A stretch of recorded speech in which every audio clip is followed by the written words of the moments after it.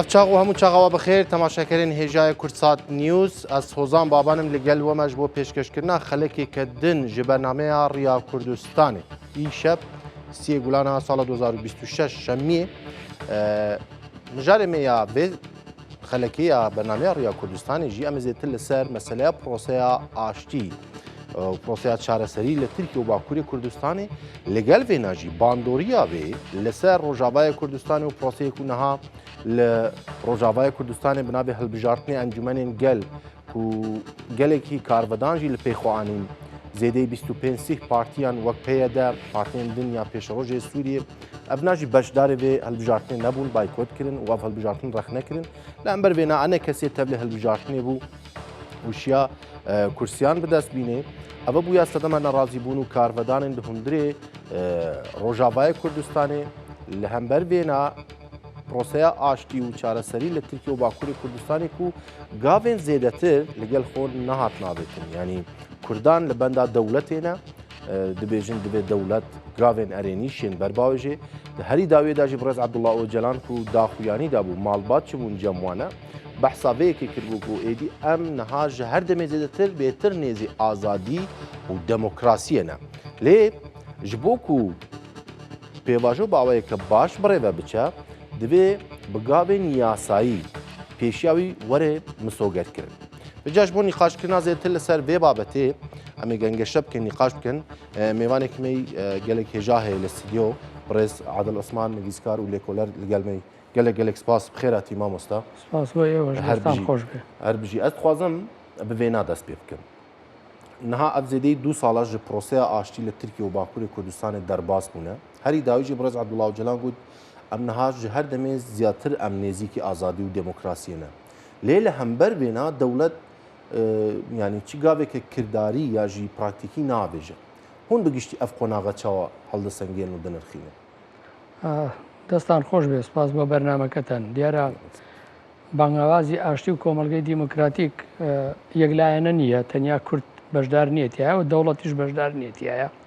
دوولایەنەیە لە ئەنجامی گفتوگویەکی شەژمانگەی نێوان دەوڵەت و بەڕێز ئۆجەلان پرۆسەکە بانگاوازی بۆ کراوە خراوەتە سەرڕێ و لایەنێکی دەوڵەت بەشدارە لە پرۆسەیە و پشتگیری لە پرۆسەکەکە و ئەوەی کێشەکە چارەسەر بکات چونکە ئێمە بینیمان لە 100 ساڵی ڕابردووە کێشەی کورد بەسەر کورد بە لە ناوبردن بە کۆمەڵکوژی بە بەکارهێنانی مەترسیدارترین چەکەکان و پێشکەوتوترین چەکەکانی تەکنۆلۆژیا کۆتایی پێ هێنرا سەرکوت نەکرا ئەوەی کە دەوڵەتی تورک هەمیشە دووپاتەیە کردەوە ئەوێت 29 ڕێخستنی ڕاپەڕینی کوردمان سەرکوت کردو ئەمیش کۆتایی پێهێنین ئەمە وا دەرنەچوو لەبەرەوە شەڕکەرەکان تێگەیشتن کە بە شەڕ پرسی کورد کۆتایی نایە بۆیە هاتن کەوتنە گفتوگۆ لەگەڵ بەڕێز ئۆجەلانە چکە بەڕێز ئۆجەلان وەک ڕێبەری بزوتنەوەی ئازادی گەلی کورد و پەکەکە ڕۆڵی هەبووە لە دیاریکردنی ئاراستەیکردنی ئەو شەڕۆ بەرەو پێشبردننی ئەو تێکۆشانە و ئەو مافانەی کە بۆ گەلی کورد داواکرێت لەبەرەوە کاتێکیش کە بەڕێز ئۆجەلان لە گۆشەگیریایە و لەژێر دەستی دەوڵەتایە چوونەوە لای چوونەوە لای وتیانوەرن با پێکەوە گفتوگۆ بکەین چارەسەری ئەم پرسە بکەین دیارە دەوڵەت ینی نیەتێکی تەواوەتی لە چارەسەرکردنی ئەم پرسیانە چونکە دەوڵەتی تورکیاش بۆ خۆی پارچەیە و دابەشە بەسەر چەند بۆچوونێکی جیاوازە و بە تایبەت ئەو بۆچوونەی کە لە چوارچەوەی پرسی دەسەڵاتدارەتی خۆی و گرتنە دەستی جارێکی کەی دەسەڵات لە هەڵبژاردننی داهاتووی تورکیا کە لە 2028 تاکرێ هەنگاوەڵە هێنێ بۆیە ئەوێت تەواوی پرۆسەکە لە چوارچەوەی ئەو بەرژەوەندیانەی خۆیان بەکاربێنێ بەڵام هێڵی شەڕکەری کۆنی ناو دەوڵەت لەوە تێگەیشتووە کە بە شەڕەمە چارەسەر ناکرێت بۆیە گفتوگۆیەکیان سەر ڕێخستووە لەم گفتوگۆیە کاتیەوێ و سەبر و تەحملێوێ و لایەنی کوردیش ڕاستیەکەی تێگەیشتێکی قوڵی هەیە و بەڕێز ئۆجەلان تێگەیشتێکی قوڵی هەیە بۆیە گفتوگۆکان بەردەوامە لە دوا پەیامی بەڕێز ئۆجەلانیشە و لە دوا پەیامی دەم پارتیشە یعنی ئەوە هێنرایە زمان کە لە هەفتەکانی داهاتووە پرۆژە یاسایەکی حەوهەشخاڵی ئەخرێتە بەردەستی بەڕێز ئۆجەلان بۆ ئەوەی ڕەزامەندی یا سەرنجەکانی خۆی لەسەری نیشان بدا ئەو کاتە ئەبرێتە پەرلەمان و لە پەرلەمان ئەم گفتوگۆیە کرێ و لە گفتوگۆی ماڵباتیشا لەگەڵ بەڕێز ئۆجەلانە وتی ئێمە ئەم ڕۆژانە زیاتر لە ئازادی و لە دیموکراسی نزیکین کەواتە ئەو پرۆسەی کە بەڕێوابرێ لە ئیمرالیەوە دیارە ئیمرالی ئێستا بە تەنیا بەڕێز ئۆجلان بڕیاری تیانادا ڕێخستنێکی تیا دروست کردو بە ناوی کۆمینی زانستی و فەلسەفی چارەسەری پرسی کورد ئەم کۆمینە بڕیارەدا وە بە پەیوەند بە دەرۆیش نەگەر تەنیا ئەو کۆمینە بە تەنیا خۆیان ئیمرالی لەگەڵ بەڕێز ئۆجلانن وەک کۆمینیا زانستی و فەلسەفی بێ پرسێ باورات ئەو پرسێ هەم گفتوگۆکەن هەم لەگەڵ دەرۆیە لەگەڵ قەندیل و هەم لەگەڵ دەم پارتی و لەگەڵ ئەو ڕێخستنە جیاوازانەی ناو تەفگەری ئازادیا گفتوگۆکەن بۆیە بینین ئێمە قۆناغەکە ینی قۆناغێکی بڕیار لێدراوی یەکلایەنە نییە کە بە تەنیا بەڕێز ئۆجلان بڵێ ئەوە کردمان ئەوە نەمان کرد لە ئەنجامی گفتوگۆ و ڕاپرسین و ڕاگۆڕینەوە و پێشکەشکردنی ڕێگەکانی چارەسەرکردنی گونجاوتر ئەم پرسە بەڕێواچێ بۆیە کاتێکی زیاتری شێوێ ڕاستیەکەی ینی گەلی کورد لە باشووری کوردستانە ئێمە هەندێک پەلەمانە هەندێک ئەمانەوەی یەکسەر ئەنجام بخێنە دەستمان بەڵام ئەو پرسەوان نییە پرسێکی 100 ساڵەیە برینێکی قوڵە پڕ ئازارە و دەوڵەتێکیش هەیە هەر لەسەر سیاسەتی ئینکار بەردەوامە کۆمەڵی حیزبی بڕیار بەدەستی دەسەڵاتداریش هەن لەسەر سیاسەتی بەرژەوەندخوازی خۆیان بەڕێواچن ڕاندخۆرانی شەڕ و جەنگیش هەیە کە لەسەر ئەساسی خوێنڕشتن و بازرگانی چەک ئیژەکەن لەبەرەوە ئەمانە هەمووی لەمپەرن چۆن بەڕێز ئۆجلان وتی ئێمە ئەو زەمینەی کە مینڕێژ کراوە مینەکان هەڵەگرینەوە و ئەو پردانی کە ڕوخێنراون بنیاتیانە نینەوە بۆ ئەمە تۆ پێویستت بە گفتوگویەکی بەسەبر و بە حوسەڵە هەیە و ڕێبەری ئەو تێکۆشانش ڕاستیەکەی ینی لە ئاستێکی تێگەیشتنی هوشیاری باڵا هەیە کە لە چوارچەوەی کوردایەتی کلاسیکی کۆنی حەماسیە یا کاردانەوەیە جوڵە ناکە بەڵکو هوشیارانە جوڵاکە ئەوە خۆشی وتی لە 10 ساڵی گۆشەگیری ڕابردووە من بە جوانی خۆم پەروەردە کرد بۆ ئەوەی بتوانم وەڵامی ئەم دۆخی ئێستا بەمەوە بۆی ئامادەم بۆ هەموو شتەکان ئەم پرسە پرسێکی کۆمەڵایەتی سیاسی فرەلایەنە و پێویستی بە سەبر و تەحمل و چاوەڕوانێکی زیاتری کاک عادل پشامەزێت لەسەر مەسلەی ئەنتەگراسیۆن و تێکەڵبوونان باخن لێ و بەحسا پرۆژە یاسایەکی هەفت خاڵی کرد باخچەلی شەشێک گوڵانی ئەس شاش نەبوو گوت دەوێ بەڕێز عەبدوڵڵا ئۆجلان وەک کۆردیناتۆر وەک ڕێکخەرێ پرۆسەی ئاشتی بێ بنافکردن پشتی بێنا 4 ڕۆژە 4 ڕۆژوندا داخوایانێکیدا و هەفت خاڵ تێدا بوونش بۆ پرۆسەیە ئاشتی لە تورکیە پشتی وێنا دووران کاڵکان داخوایانی خۆدا vêyekê ڕەت کرد وەک پلانە تەسفیەکردنا تەفگەرە ئاپۆیی بناف کرد یعنی بێژەیە باخچەلی تەنێت خوازێ پلانە مەیە تەفگەرێ تەسفیە بکەنی بنێرینەوە ئەف جودایی دە لێدوان و داخوایانین بەرپرسێن دەوڵەت بەتابێت و دەوڵەت باخچەلی بۆخوا پرۆسەدایە دەست پێکردن دەچیدا هەون دەبینی ڕاستیەکەی دەوڵەت خاوەنی زێنیەتی ئینکارە یعنی ئەو زێنیەتە نەگۆڕاوە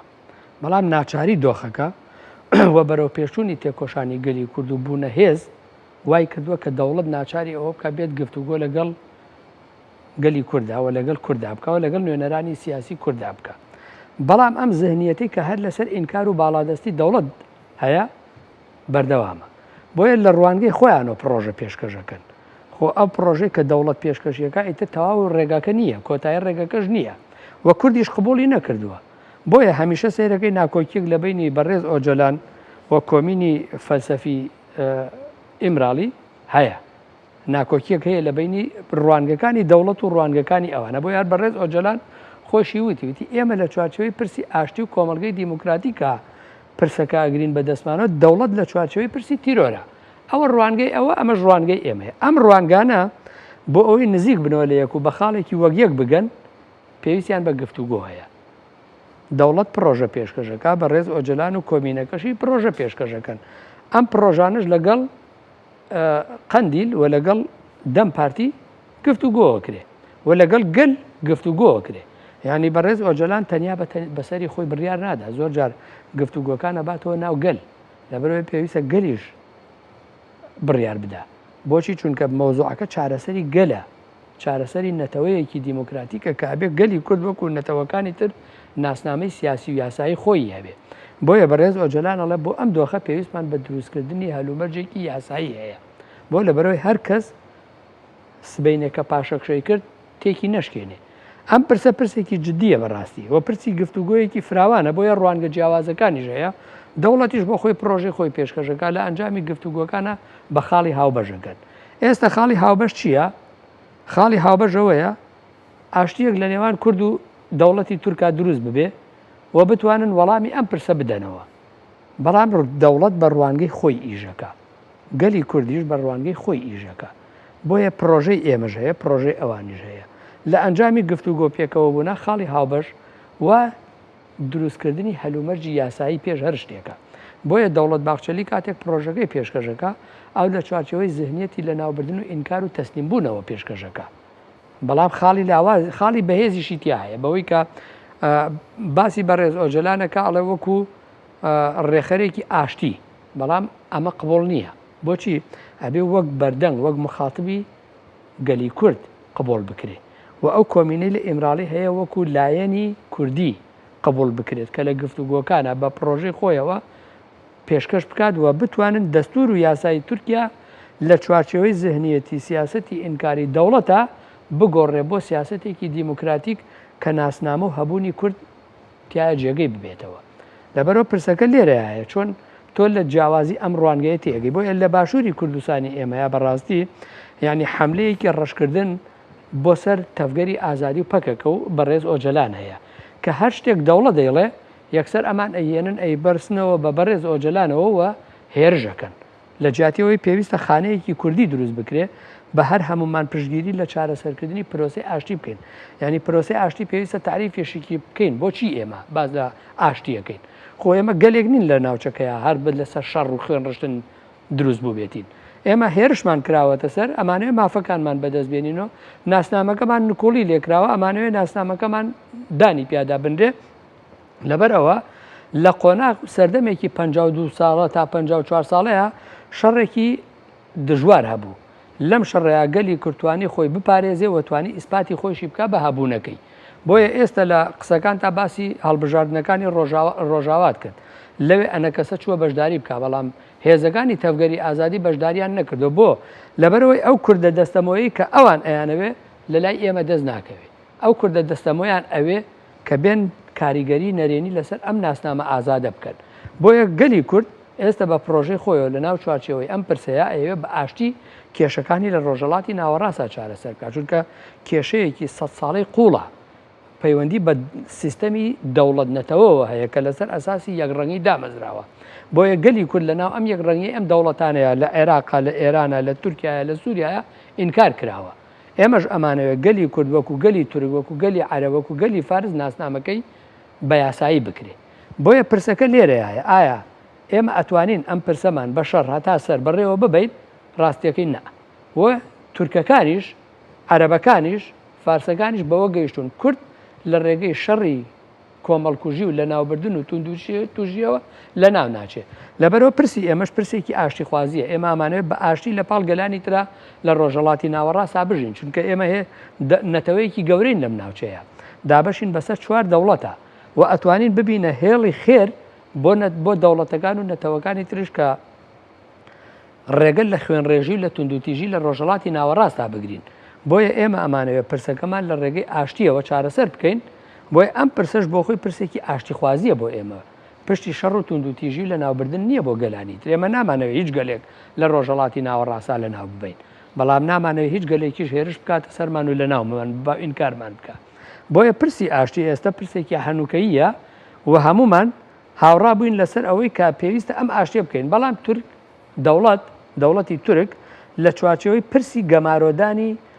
هێڵی تێکۆشانی ئازادی گەلی کورد و لە ناوبردنی گەلی کووردە هێشتا جوڵاکە. ئەوێ سیاسەتی خەڵەتاندن سیاسەتی چاوەڕوانی سیاسەتی بێمتمانەیی لە نێو کۆمەلگەکانە دروست بکە لە نێو کۆمەلگەی دروست کوردیا دروستکە لە ناو هێزە سیاسیەکانیا دروستکە لە ناو بەش و پارچەکانی تری گەلی کووردا دروست بکە. بۆیە لە باشووری کوردستانەوە حملەیەکی مەترسیدارە کرێتە سەر ئەم پرۆسە ئاشتیە بە ناوی ئەوەی کە گوایە ئەمان چەک دانێن کۆتاییان بە شەڕی چەکداری هێناوەوە هێزەکانیان ئەبرێنەوە تەسلیمەکرێنەوە و بەشێکیان تەفروتونای وڵاتانی ترەکرێن بەس پرسەکەوان نییە. پرسەکە بۆچی بەسەرکەوتن ناگا بۆچی بە کۆتا ناگا لەبەرەوەی لای بەڕێز ئۆجەلان و کۆمینەکەی لە لای گەلی کورد و تەفگەرەکەی پرسی ڕێخستن بوون و پاراستن پرسە جەوهەریەکەیە. ئەبێ ناسنامەی کورد پارێزراو بێت و پاراستنی نەتەوەی گەلی کورد بەڕێخستن کراو بێت. لەبەرەوە دەوڵەتی تورک بۆچی هەنگاوی نەنا ییناخۆ هەنگاوەکان وابوون کە لە سەرەتای مانگەکانی سەرەتای پرۆسەکەیە بە ئاستی پرۆسەیەکی یاسایی بگات و لە پەرلەمانە بڕیاری لێ بدرێت بەڵام ئەوان ئەویان بەلاوە کێشە بۆیان و ئێوە دەستان لە ڕێخستن بوون بەرداوە و نە دەستان لە پاراستن بەرداوە لەبەرەوە پرسەکە پرسی چەکدانان نییە چەکیش دانانرێ بەڵام پاراستن لە چوارچێوەی پاراستنی ڕەوایە بە ڕێخستن نەکرێتەوە لە چوارچێوەی توندوتیژی و حملەی ڕابردووە بەڕێوە ناچێت بۆیە ئەم پرسە لە لای دەوڵەت بە کۆتا ناچێت دەوڵەت دەیەوێت سوود لە کات وەربگرێ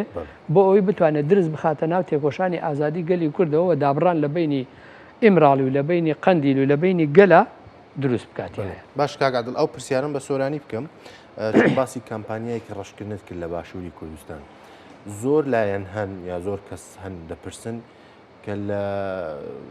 مانیفێستۆکەی 27 شوباتی بەڕێز عەبدوڵڵا ئۆجەلاندا لێ باس لەوە دەکرێت کە نە دەسەڵاتێکی کلتوریان دەوێت نە ئیدارەیەکی خۆسەر وەک ڕۆژاوای کوردستان ینی هەندێک لەم ڕەخنانە دەکرێت ئێوە بۆ چومتان چۆنە بۆ بەڕێز عەبدوڵڵا ئۆجەلان وتی هەموو ئەو چەشنە دەسەڵاتانی پێشتر هەبووە هەموو ئێمە ڕەت دەکەینەوە تەنیا و تەنیا بە تورکیایەکی دیموکراتیک و بە کۆمینی دیموکراتیک ئێمە دەتوانین ئەم قۆناغا تێپەڕکەین زۆر لایەن ڕخنەوە دەکەن دەڵێن بۆچی داخواز بۆ ماف و کەلتوری کوردی لە باکووری کوردستان نەکراوە ئێوە بۆ چونتان چۆن لەوارەیە چۆن نەکراوە بەڕێز ئۆجەلان بەس ئەو پرۆژەیە نییە بەس ئەو بانگەوازەی نییە پرۆژەیەکی تریشی هەیە لە بەرامبەرەوە ڕوونکردنەوەی ڕۆژانەشی هەیە هەمیشە پیشاندەکان کاچنە لای ڕوونکردنەوەدا لەگەڵ دەوڵەتە بۆن بە ئەنجام ناگەن لەبەرەوەی مافەکان لەوە گەورەترە کە ئەوە خەڵکە لە ئەنجامی سیاسەتی ڕەشکردنەوە ئەوێ بە خەڵکی بناسیێنێ چکە ئەو باسی ناسنامەی کوردەکە باسی ڕێخستنبوونی کوردەکە باسی قبولکردنی جیاوازیە کولتوریەکانی کۆمەڵگەی تورکیەکە و لەسەر دوو ئاست بەڕێز ئۆجەلان تێکۆشانەکە یەکێکیان دروستکردنی کۆمارێکی دیموکراتیکە کە کوردی وەکو نەتەوەی تورک بەشداری لەو کۆمارەیە بکە و دەوڵەتیش لە یەکە ڕێخستنیەکانە ئەندامانی کۆمەڵگەی کوردی بەشداری تیا بکەن دوو کۆمەڵگەی دیموکراتیکە لەبەرەوە کۆماری دیموکراتیک بڕیاری ئەوە با ڕێگر نەبێت لەسەر دروستکردنی ڕێخستنە کۆمەڵایەتیەکانی کۆمەڵگەی دیموکراتیک چ لە ئاستی ڕەگەزی بێت چ لە ئاستی ژینگەیی بێت چ لە ئاستی نەتەوەیی بێت چ لە ئاستی ئاینی بێت چ لە ئاستی هوەری بێت چ لە ئاستی وەرزش و بوارەکانی ترا بێت دەبێت دەوڵەت ڕێگری لەمانە نەکات لەبەرەوە لەسەر ئاستی کۆمەڵگەی دیموکراتیکیش جارێکی کە ئەم بەڕێخستن بوون پێشکەشەکات بۆیە پرسەکە ئەمە نییە کە بەڕێز ئۆجەلان لەسەر مافەکانی گەلی کوردوازی هێناوە دەوڵەتێکی نەتەوەی دروست ناکە ڕاستیەکەی هەلومەرجی ڕۆژهەڵاتی ناوەڕاست ئێمە 100 ساڵە تێکۆشانی تیاکەین وەک گەلی کورد دەوڵەتێکی بچووکیشیان پێ ڕەوانە بینین بۆ ئێمە ڕێفراندۆمێکرا بینیمان چۆن دنیا لە دژمان هاتە سەر چۆک بۆچی لەبەرەوەی جوغرافیایی سیاسی ڕۆژهەڵاتی ناوەڕاست بە گوێرەی سیستەمێکی هەژمونی جیهانی دامەزراوە کە ئینکارکردنی کوردی تیا هەیە ئەمە کە کاتێک تۆ یەی ناسنامەی کورد ئەسەلمێنیتیایە یانە بێ ئەم سیستەمە جیهانی هەڵبوەشێنیتەوە لەبەرەوە پرسەکە لێرەوە دەست پێیەکە ئایا ئێمە ئەتوانین لە چوارچێوەی دروستکردنی دەوڵەتێکە لە ناو ئەم گەلە گورگەی ڕۆژهەڵاتی ناوەڕاستە ناسنامەیەک بۆ کورد دروست بکەین و ئایا پارچەیەک ئەتوانێت ئەمە دروست بکە وەک چۆن لە باشووری کوردستانەوە ئێستا نوێنەرایەتی پەدەکە گوایە ئەوێ دەوڵەتێکی کوردی دروستکە بەڵام پەکەکە و ئۆجەلان نایەڵێت بە هەیە بۆ دروستی ناکەی کێ دەستی گرتوویت ئۆجەلان هاتووە دەسێ بگرێ ئێمەش لەگەڵتین وەرە ئێمەش لە شەڕێکی نەتەوەیی لە بینی نەتەوەکانە ڕزگار بکە با ببینە خاوەنی ناسنامەیەکی فەرمی ئەو کاتە ئێمە لەناو ئەم ناسنامە فەرمیان ململانەکانی خۆمانەکەین بۆ شێوازێک لە بەڕێوە بردن و ئیشکردن لەبەرەوە پرسی بەڕێز ئۆجەلان ئەمە نییە کە دەوڵەت دروست ناکە یەکەمین هێزی سیاسی و حیزبی سیاسی و پارتی سیاسی کە باسی دروستکردنی دەوڵەتی کوردی کرد پەکەکە بوو بەڵام کاتێک بینی لەناو ئەم هەلومەرجی ڕۆژهەڵاتی ناوەڕاست و جیهانە دەوڵەتی کوردی کورد ئەکاتە کارە کۆرپەیەکی سەربڕاو لە بینی هێزە هەژمونیەکان و هێز جیهانیەکان و ناوچەیەکانە لەمە پاشەکشەی کرد هاچی کرد پارادایمێکی نوێی پێشکەش کرد شێوازێکی نوێی تێکۆشانی پێشکەش کرد کە لەسەر ئەساسی نەرمکردنی عقلیەت و زەهنیەتی ئینکارکردن دامەزرابێ بۆی بتوانین کورد قبول بکرێتی زیاتر لەسەر و بابەتە ڕادۆسین بەڵام ئێستا میوانێکترمان هەیە لە ئامادە باکووری کوردستانی بڕێز سینان چیفتیورەک ئەندامێ ڕێڤەبەریە ناوەندیا کەکە پێ لە هەمان دەمێدا پەرلەمانتارێ دەم پارتیاوانێ مامۆستا سینان سڵاو ڕێز هێویدارم ڕۆژاوە باش بێ Gelek spas malava hevedi ki muci başın. gelek spas. Mamosta yekser pirsa xwe bêjim. Ev 2 sal zêtir derbas bûne li vê pêvajoyê. Pêvajo pêşketinên mezin bi xwe ve nedîtine heya niha. Ji ber berê jî we gelek vekirî we digot ku pêvajo ber be xetimandinê çûye. Herî dawî Birêz Ebdullah Öcalan jî daxuyanî da dibêje em ji her demê bêtir nêzîkî azadî û demokrasiyê ne. Bi giştî hûn vê qonaxê çawa dinirxînin. Sılav rez hamu temaşevan mera jimivan razı. Gelek spas. Ahem dizanın ve ki biraz tervim buldan ki de hayata İmraliye'de Liserledana Daviye'de peyamek ragiştire parvakirin dibejin ki yani Öcalanzi dahazdike ki roke peşte edi gerek gav be demokrasiye bene abettin. Ev dahazak yani gerek edi ve paketeke demokrasi de meclisi de derkebe. Jibo buldan dibejek ki aftına xuda em li ser kabat ekinin ki yasaka binge derkebe nabar evi de haftayş kal hebin ev yasaka yekcar be tane carek yani derkebe yekcar be nabar evi de ev haftayş kalana roke peşta şundan nexis ne meri şundan nexini o dereng nexini rada se meclisi biki jibo izi em dikabitenek em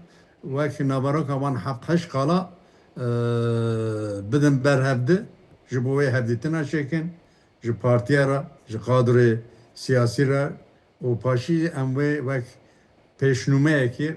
دوینه وقت taslakı radasa öcalan bakın fikr ramanı bistin davizi herhalde ve radasa komisyona benim çareseriye peyvacıya bakın.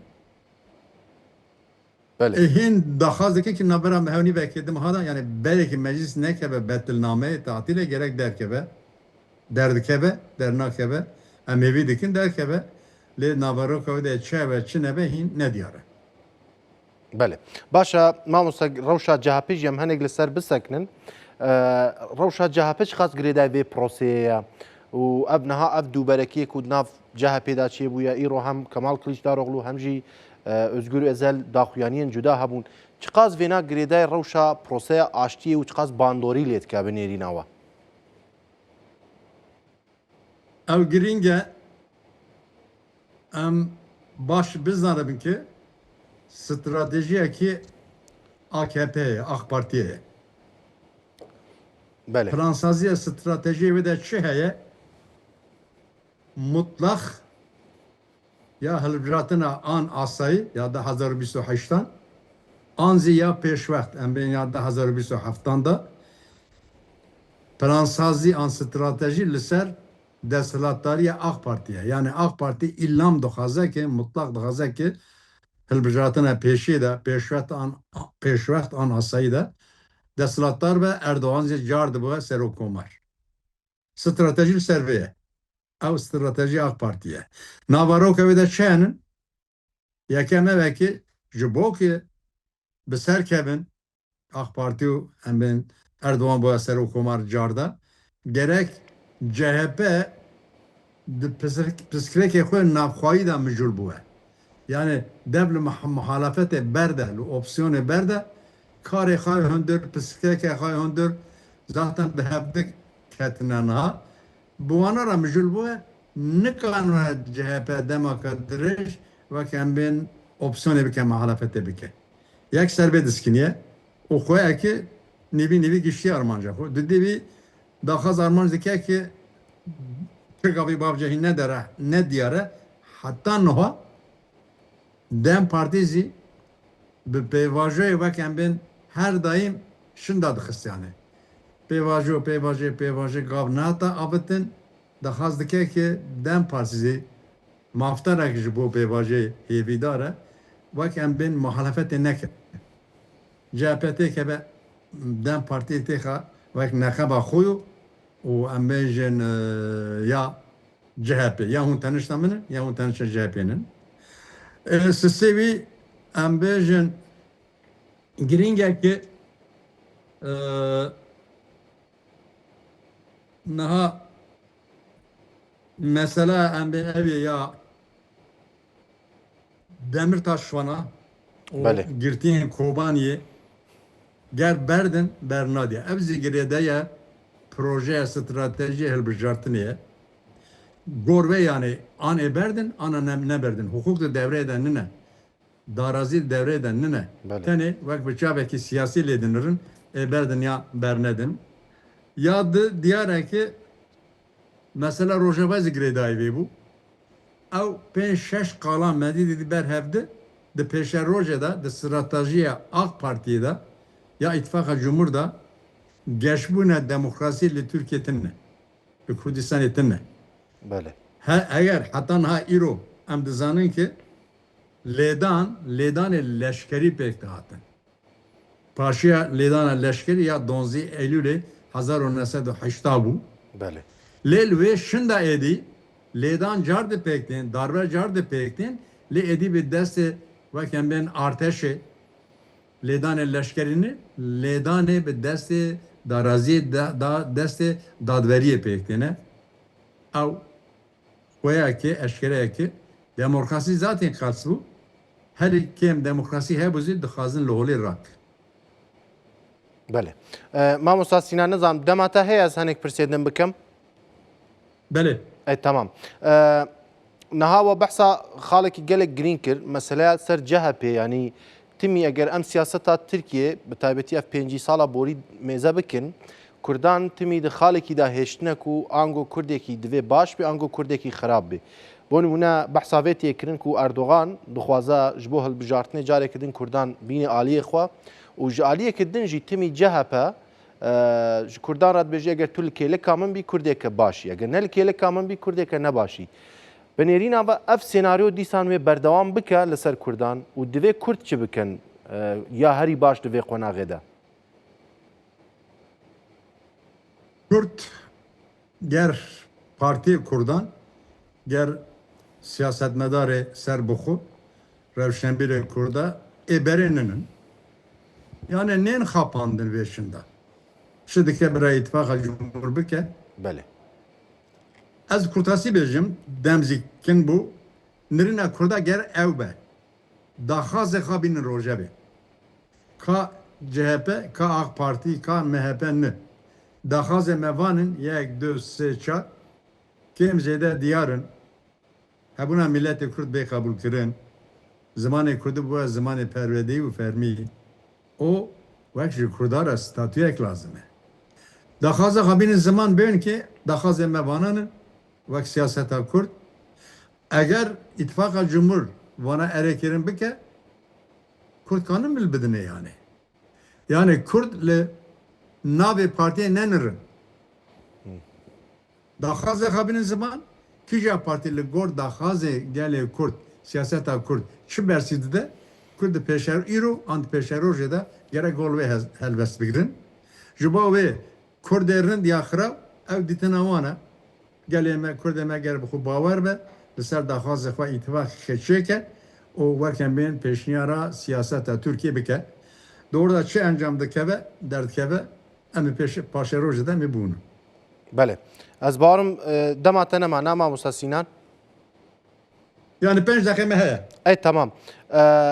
Dixwazim ez vê pirsê jî bikim, pirsa dawiyê eger ji bo we guncav be. Di niha da rola Dem Partiyê bi giştî ji ber wan demên dawî gelek rexne li ser Dem Partî bû, li ser partiyên Kurdan bi taybetî wek Dem Partî. Hûn rola Dem Partî di pêşerojê de dikare aktivtir bibe, hûn vê yekê dibînin, dikare roleke girîngtir bilîze. Ev pirsa gele giringe şuma em vek Partiya Komünist Kurdistan Bakur seri da dereke peyvajoya da helvesta me ev me got ki Partiya Kurdan an Dem Parti an Partiya me dün ki dibe bere ev be kelimasiye var mümkün belki heve le de mesela Kurda Partiya Kurda encamın ne sedemin Bəli. sedem kiye sedem devlete sedem diye siyasete devletiye irozi siyasete ittifaka cumhuriyet. Jibor ve rahne eme او وکن بین تکوشون همه لدرجی سیاست دولتیه لپارتی مرا آن دم پارتی درا گوتن امهن بلی که ماسی وانن امگیش که هنن لی ایرو او روژه که ام دوی پی واجده همون پارتی کرده هلوسته که هفپا بگرن او لدرجی سیاست دولت یا اتفاق جمهور که هنجی هبونا ملت کرد نیه قبول کرن اوه چه و پسکره که کرد چاره سر بکن بله بله باشه گلک سپاس برای سینان چیفت یورک اندامی ریوبریا ناوندیا پارتیا کمونیستا کردستانی وروها پارلمانتری دم پارتی لآمده لگل مبوی سپاس ماموستا سپاس که مالا با هر بجی گلک سپاس ماموستا و بگرین ولای تو بتایبت باسی روژاوی کردستان بکین لکاتی شرکی روژاوی کردستان و دواتر ئەمریکا زۆر یەک لە ناوچە عەرەب نشینەکان لە دەست کوردەکان دەرچوون قسەیەک کرا بە تایبەت لە ناو کۆمەڵگای باشووری کوردستان زۆر لایەن ئەویان چڕ کردەوە کە ئەمە ئەنجامی برایەتی گەلان بوو کە وای لێ هاتیانی هەڵەکەی برایەتی گەلان بوو بەڵام لە ڕۆژاوی کوردستان چەندە ڕادەی ژمارە کوردەکان زۆرە دوو قاتی ئەوەندە عەرەب هەیە مێ بزانم تێبینی ئێوە بۆچوونی ئێوە بۆ فکر و بیر و باوەڕی برایەتی گەلان چۆنە بە تایبەت کە کوردەکان تا ئێستا هیچ زوڵم و زۆرداریەکان لە هیچ نەتەوەیەک نەکردو و داگیریشان نەکردو ڕاستە ڕاستی ینی برایەتی گەلان و دوژمنایەتی گەلان دوو دنیابینی جیاوازن دژایەتی کەرانی برایەتی گەلان لە هەر کوێیەکا بیانەوێ بەهانەیان دەزەکەوێ بۆ ئەوەی هەر هێرش بکەن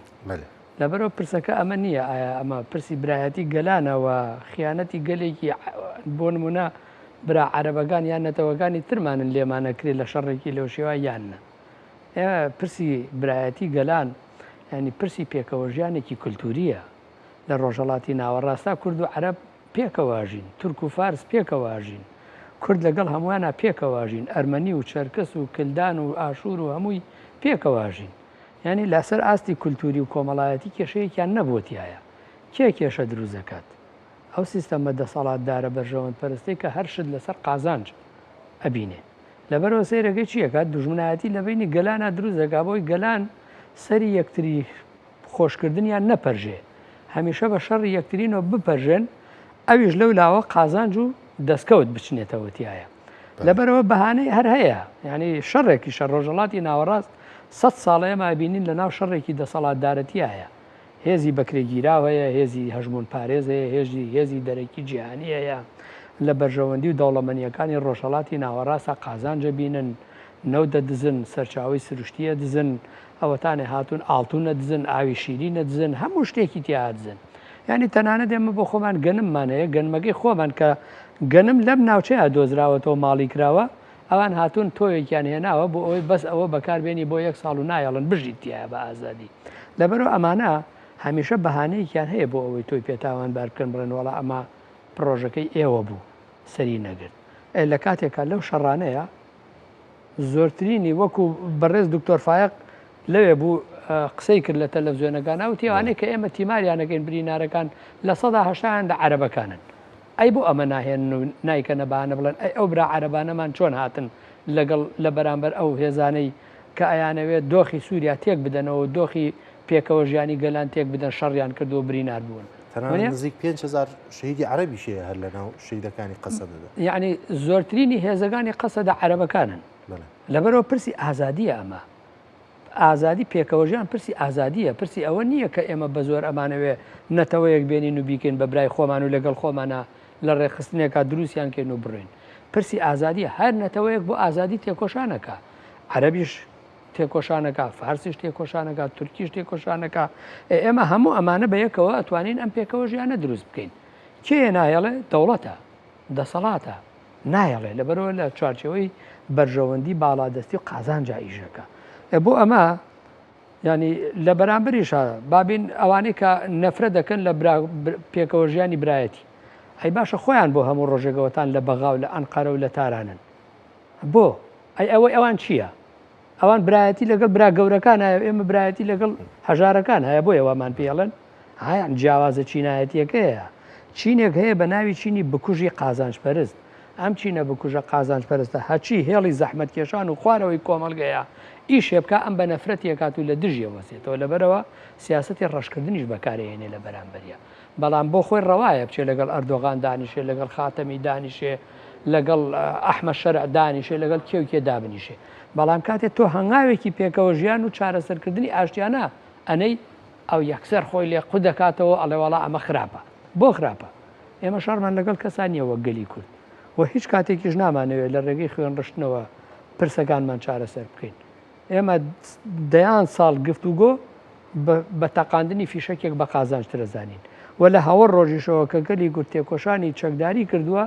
بۆ پاراستنی خۆی کردووە بۆ هێرشکردنە سەر دژمن بۆ گەلانی تری نەکردووە لەبەرەوە پرسەکەمان پرسێکی ئاشتی خوازیەوە لە هەر کوێیەکە هەر کەسێک وەکو ئەو برادەرە وتی ینی هاوپەیمانی جمهور ئەگەر مافەکانی ئێمە بسەلمێنێەوە قوارەیەک بۆ ئێمە بەڕسمی بناسێ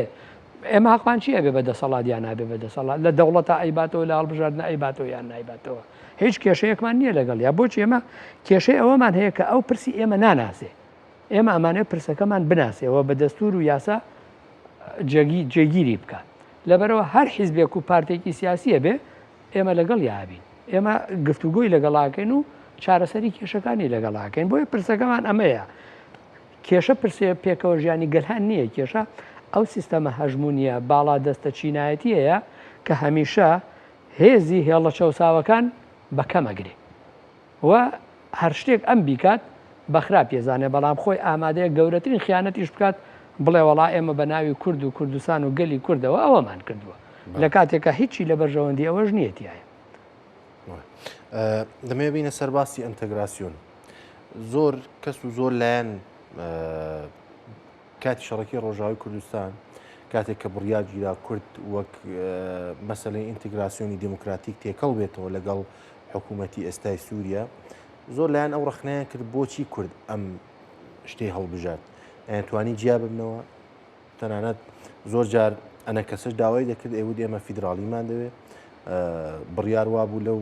کۆنگرەی کە هەموو لایەنە کوردیەکان لە ڕۆژاوی کوردستان کۆنگرەکەیان بەست بڕیار وابوو حکوومەتی فیدراالیان بوێ بەڵام دواتر بابەت بۆ تێکەڵبوونەوەی کورد لە حکوومەتی نوێی سووریەدا زۆر لایەن ئەمان ڕەخنە کرد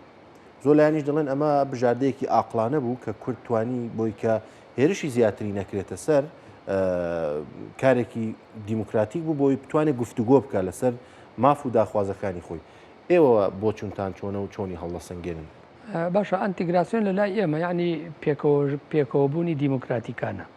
ینی لەسەر ئەساسی ناسنامەی جیاواز یەکتری قبولکردن ئەگەر هەر دەوڵەت و هێزێک ئەمە قبول بکە ئەرێنیە یان نەرێنیە و ئەمە بکاتە بنەمای دەستوری بنچینەی وڵات ئەرێنیە یان نەرێنیە لە کاتێکا لە هەڵبژاردننی ئەم سەفەرەی حەسەکە و دەوروبەرەکانی ڕۆژاوای کوردستانە دەوڵەت هەڵبژاردنێکی کرد چونکە بە گوێرەی ئەنتیگراسیۆنی دیموکراتیک نەبوو هێزەکانی